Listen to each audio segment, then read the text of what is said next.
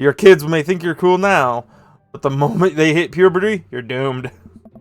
Amanda's 18. She still thinks I'm cool. I yell across the yard to my daughter. Amanda! I'm cool, right? Amanda just laughs. She just keeps laughing. Hello, everyone. Welcome back to No Shenanigans. My name is Benji, and this is Dream Daddy. Continuing on here with episode 4. Morning, sleephead. 5 more minutes. You have never ever let me have 5 more minutes, so get up. Fine. That's accurate. We have cereal for breakfast and spend the morning putting together furniture. Amanda is much better at interpreting the tiny manuals. Still can't talk. We're able to put together a few shelves and one desk. I'm going to turn the volume down on my end. Like super loud. Yeah, we're able to put together a few shelves and one desk. I'm pretty sure it was supposed to be a bookcase. So, you excited for the cookout today? If there's food, I'm excited. I'm all over those terrible store-bought sugar cookies that everyone brings to parties. Yeah, those are bad.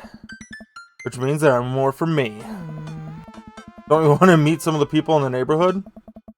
I'll probably end up standing uncomfortably in the corner with a plate of food and hope that no one talks to me. Accurate. Dad, you're a beautiful work in progress. We will get that butterfly to emerge from the cocoon. The social butterfly. Well, we better start getting ready. We definitely don't want to be late. Whoa. What? No, we have to be fashionably late. Who shows up at the cookout on time? You know what? We're going early, just because you said that. Spite. We head out the door and Amanda reluctantly follows. We walk across the street to Joseph's house and the store-bought veggie plate. I'm a terrible cook if it doesn't involve a grill. Very dad thing. I guess we're not as early as we thought we were. Joseph's backyard is already packed with people and the smell of hot dogs wafts through the air. Small children run through a sprinkler and the adults chat in small clusters. Set our veggie plate down on a table next to 2 other veggie plates. Huh. Hey, there's Joseph. I waved at him to get his attention. The moment he sees us, he jogs over, arms open wide. Welcome! I'm so glad you two are here. And you brought veggies! Let me introduce you to my family. Kids, come over here. This is Chris, my eldest. Hi. And Christian and Christy, the twins. They stare creepily and say nothing. Yeah, no. Then, of course, my youngest, Krish. Wait, where's Krish? Maybe Mary put him in his crib. Oh no, it's a woman from the... Fuck! What's she doing here? Oh, and how can I forget my lovely wife, Mary? Joseph pecks her on the cheek. She smiles. Ah, Mary, sweetheart. Do you put Krish to bed? I have to go look for him. Huh? What? You'll have to... Takes a moment to regain his composure. Mary, this is our new neighbor Benji and his daughter Amanda. Shake hand, but I have a glass of wine that I need to tend to. I love her. Nice, Amanda. Nice to meet you too, Mary, for the first time. Charmed. Well, I have to go over there now. Mary leaves. Oh my gosh, this is so awkward. I wonder if Joseph knows. I wonder if Mary knows that Joseph knows. I wonder if Joseph knows that Mary knows that I know. Takes a lot of energy not to run away from the barbecue and start fresh in a new city. We just moved. My wife has a wonderful sense of humor. But please, you two enjoy the barbecue. All the guys are really excited to meet you. Amanda and I mill around and try some of the food spread on the table. I pick at some of the deviled eggs. Amanda grabs a small plate and immediately begins to pile on the baked goods. I don't want to have to make friends. Come on, Dad. Who are you going to party with when I go off to school? I don't have to do the pleasantry. I don't want to have to do the pleasantries. Dad. Oh, we're going to talk about the weather. Go, do it. Make a friend, damn it. I possibly abandon my only child at a social function. That's bad parenting. This plate of cookies is my new dad. Bye.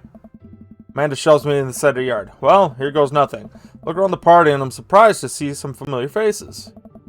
Isn't that the barista from the Coffee Spoon? Didn't I meet that guy at the bar? Didn't that guy throw a frisbee at my head? Isn't the guy who's throwing a fit at Dead Gotham Beyond? Isn't that Amanda's teacher? Hey, I know Craig. But wait a second. All these people live in our cul-de-sac? That can't be right. I'd better investigate.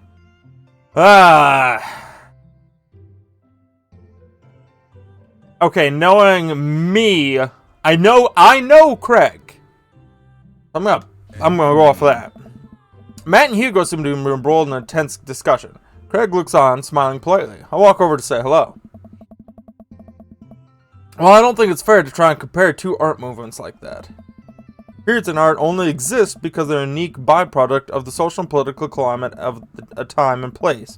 And to try and take something like, say, the Rococo period, I'm going with Rococo. Take something like, say, like the Rococo period and compare it to the postmodernism in America, you're completely disregarding the context in which a work of art was created. Matt and Hugo seem busy discussing that. Talking. Jesus Christ, I'm putting words in that are not actually there. Fuck. Seem to be fuck. I can't read. It's not the glasses.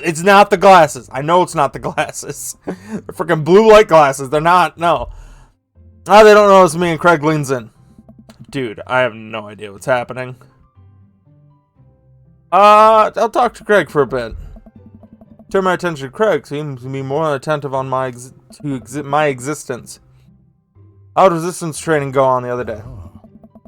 Great. Little River here is a great cheerleader. Aren't you, tiny bro? Craig grabs River's arms and waves them around. You can do it, Dad. I am so proud of you. I'm sorry for pooping on you. She must be a handful at that age. Oh, they always are. That's so worth it. Craig grabs River's arms again and waves them around. Also, I'm sorry I threw one up on you, Dad. How you setting in? I guess almost done. There's still a few odds and ends to take care of before I really call myself settled. I think we can upgrade the situation to livable. We did livable throughout the entirety of college. Yeah, my goal was for Amanda to live in a sort of life that didn't involve eating spoonfuls of ranch dressing as a palate cleanser between different types of pizza. Still does, though. Hey, she takes after her dad. Ranch is not my thing, though. Benji, how are you liking the neighborhood? It's pretty nice. Everyone's been super friendly. Seems like your daughter is fitting in just fine. Matt points across the yard to where Amanda, Daisy, and another young girl are playing. They're all sitting cross-legged in the grass, picking at the weeds and weaving them into little flower crowns. Pretty adorable. The girl I don't recognize jogs over to us. What is it, sweetheart? It's a flower crown. I thought you'd look cute in it. Hey. Well, there's only one way to find out. Matt takes the flower crown and places it on top of his head. Oh.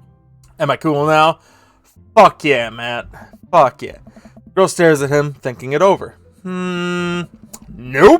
You'd be slightly less uncool you were before, but you're slightly less uncool than you were before you put it on. Hey. Hey, Benji, this is my daughter. Hello. I'm Carmen Sita. I can... Terrible. I'm just terrible. Amanda comes over with Daisy in tow. Dad, look, I'm making friends. Are you making friends? You better be making friends. Yeah, actually, Amanda. You remember the cool barista from the coffee shop? My old college friend and, your teacher? Oh, hi, Mr. Vega. I didn't realize we were neighbors. Oh. Yep. Still gonna get me that overdue term paper? Great seeing ya. Amanda finger guns her ways out of the conversation like a champ.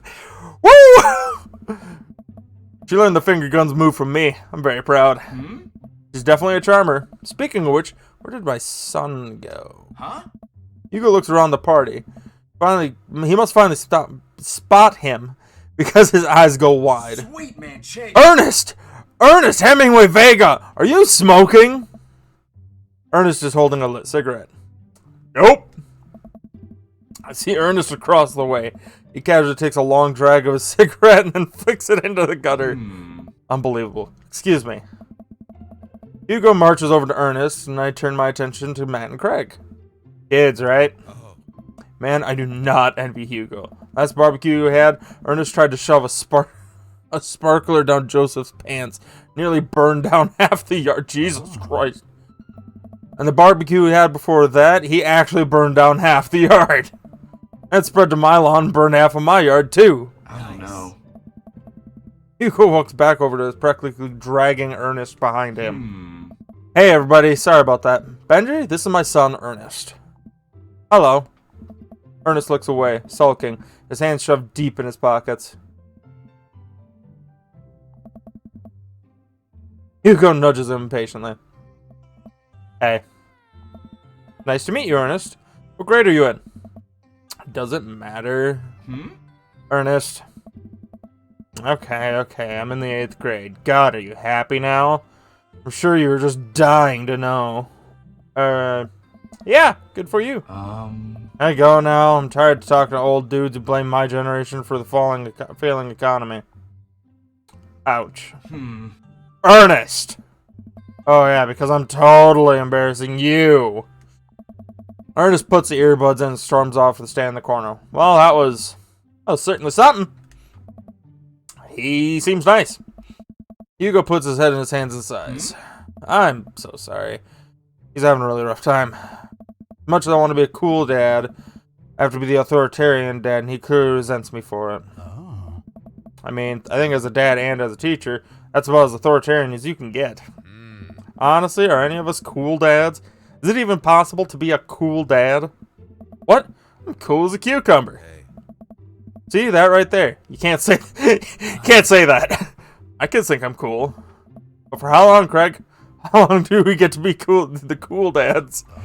I don't know. Let's just accept the fact that as dads, we become the machine we once raged against, accept our fates to unironically wear socks with sandals. Your kids may think you're cool now, but the moment they hit puberty, you're doomed. Amanda's 18, she still thinks I'm cool. I yell across the yard to my daughter, Amanda! I'm cool, right? Amanda just laughs. She just keeps laughing. I see your point.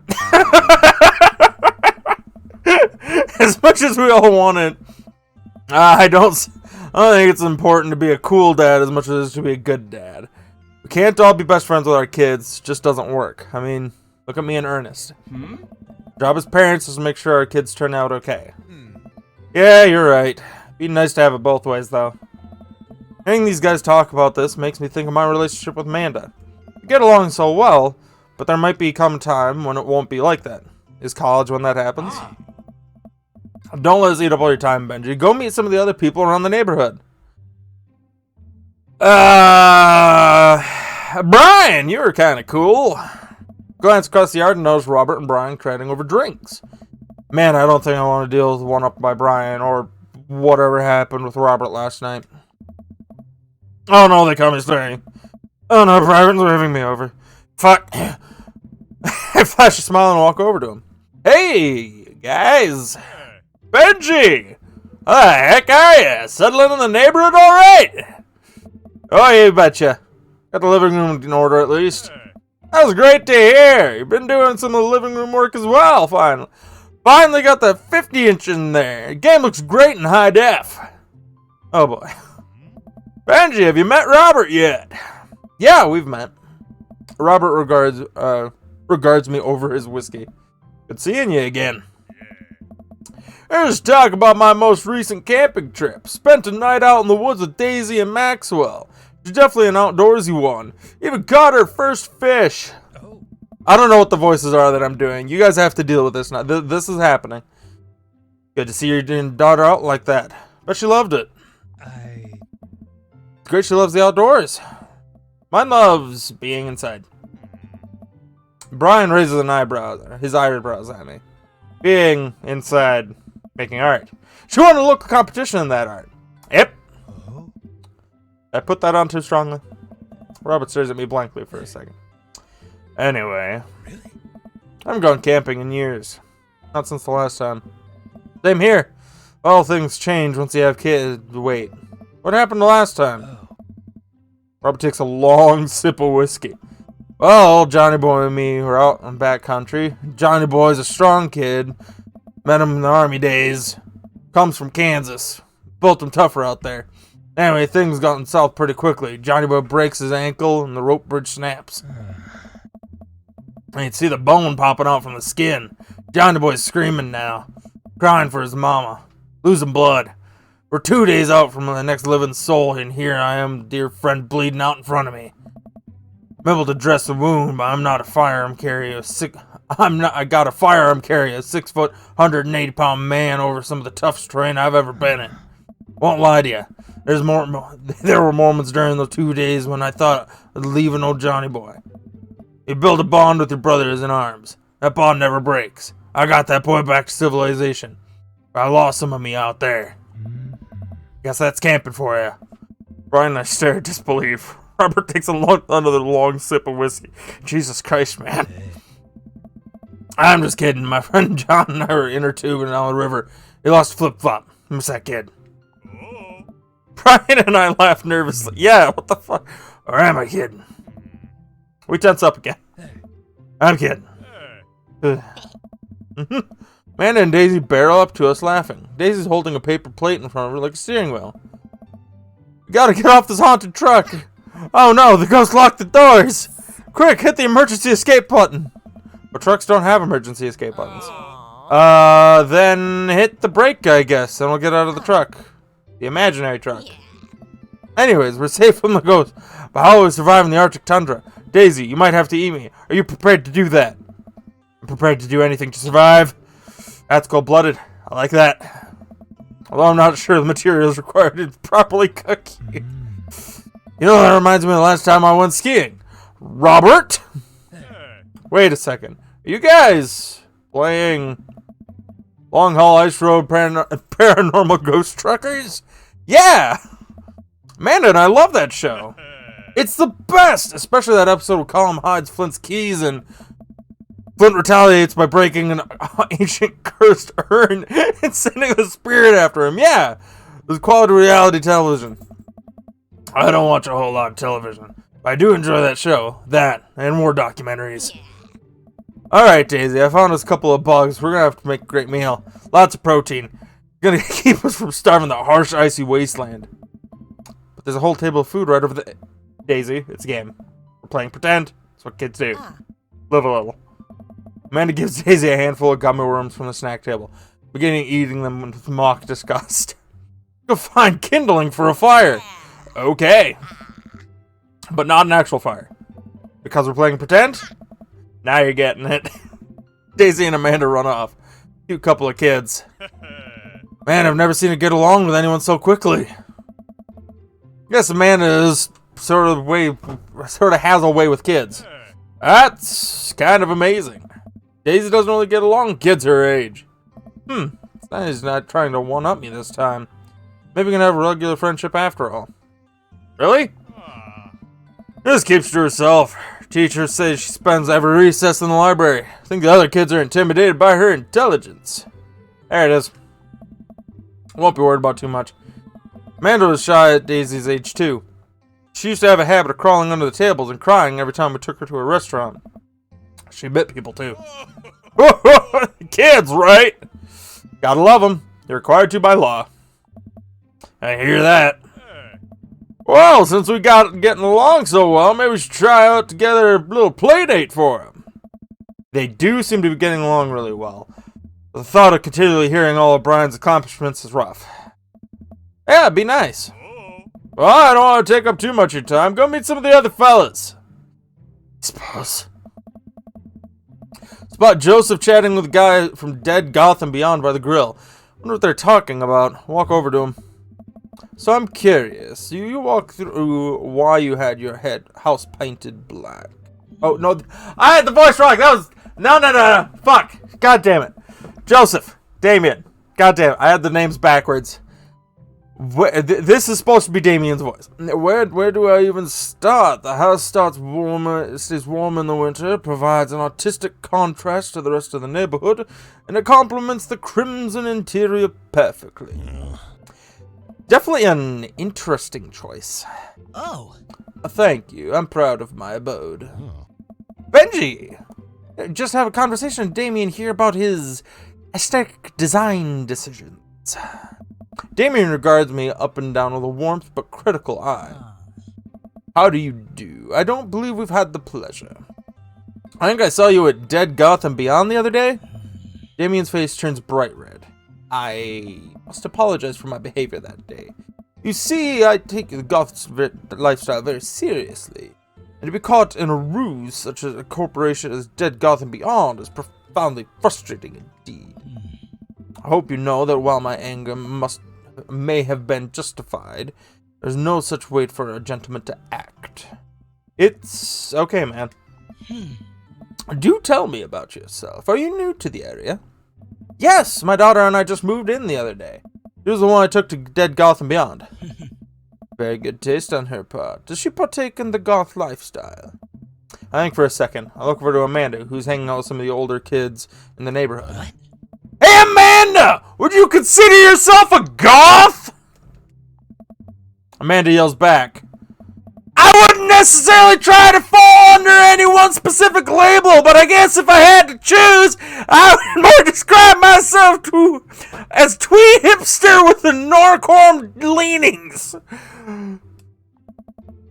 Bats are cool, though! Ah, pity. Are you enjoying the party so far? Oh, definitely. Thanks so much for putting this on.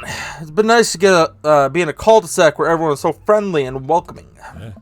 Amanda walks up to the conversation. I also like The Lost Boys a lot. A really good movie. Does that count as goth? That it would, my dear. I don't believe we've had the pleasure of meeting. Damien Bloodmont, at your service.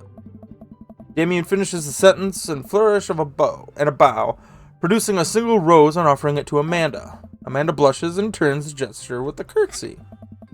My, do you know how to treat a lady? Hey. Hello, Amanda. Seemingly out of nowhere, Joseph's twins appear. Are they speaking in unison? What?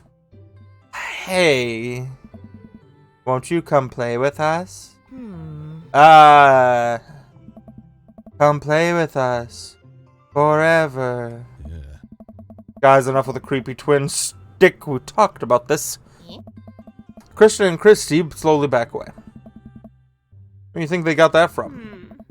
Mary pops up in the conversation, wine in hand. I don't think I have a voice for Mary yet. I don't know. Mary takes a long sip of wine. Is it so much a sip or is it just like a glug? I think I might have taped over the VeggieTales with The Shining, who knows? I was getting some Shining vibes. She takes another long sip of wine. Where's Krish? Wasn't he with you? Yeah. You had him a moment ago. He's probably stuffing dirt in his mouth. He'll be alright. Toddlers are pretty resilient. Mary tips her glass to me. My first time to the rodeo. My fourth. I squeeze 4 a little. Sweetheart, would you mind doing me a favor and please find Krish? That would be great. Sure, he's fine. Mary. Okay, jeez. Mary finishes her wine and wanders off. Again, glugs. She ain't sipping shit, she's glugging. Dad, can we go now? Ah, Lucian. Have I introduced you to Benji? Hey, it's that punk from Amanda's school. I remember you. Whatever. There's no way for a young gentleman to speak to his elders. Be polite. Lucian bows. Whatever, sir. Lucian bows again. Mr. Christensen, may I have a veggie burger, sir? Oh. Coming right up. Are you a vegetarian? Yep. Make that 2 veggie burgers. Do you know some people in the Victorian era were vegetarians? They described carnivorous type people as blood lappers. Dad. That's really interesting, Damien. Joseph turns to the grill. The hint of a tattoo peeks out from underneath his sleeve. Can't believe I didn't notice it before. Looks like the bottom of an anchor.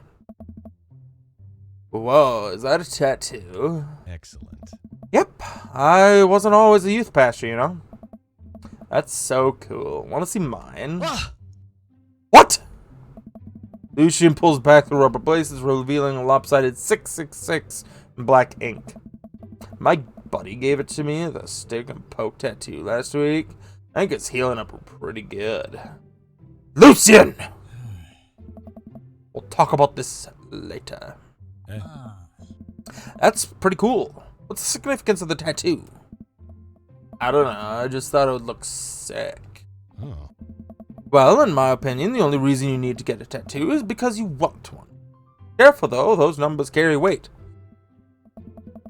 Man, Joseph is a way cooler youth pastor than I thought. I just figured youth pastors popped up out of the womb with a Bible. Wonder what he did before preaching. And without further ado, let's work some magic. Joseph closes his eyes, takes a deep breath, and gets to work with the greatest ease. He sets patties on the grill, flourishing as he flips his spatula in the air. Easily some of the best grill work I have ever seen. Oh. You guys think this is my first time working in front of a grill? He's working faster now, effortlessly tossing cheese onto patties and perfectly grilled onions on the side. And perfectly grilling onions on the side. One after another, the dads take notice of the crowd around Joseph and admire his masterful technique. You probably didn't know this, Benji, but Joseph's known around here for his grillmanship. He's ungrillevable.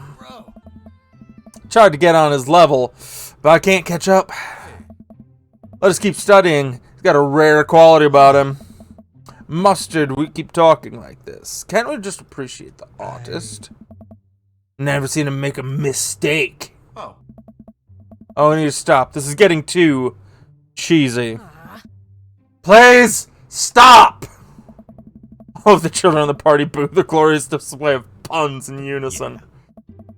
Alright guys, the food's ready. Let's form an orderly barbecue.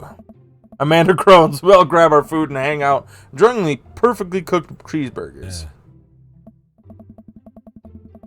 It's so wild how all of us dads live in the same cul-de-sac. Kinda nice, isn't it? Feels like it's a real community here.